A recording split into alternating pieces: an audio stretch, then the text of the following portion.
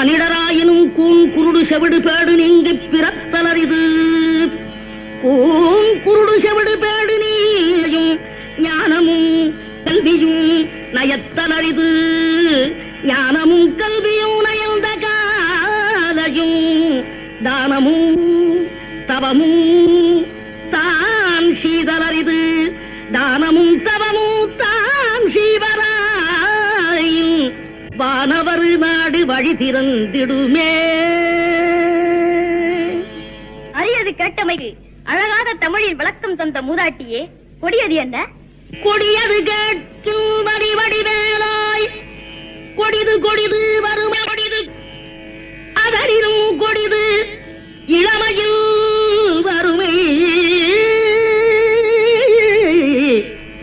அதனினும் கொடிது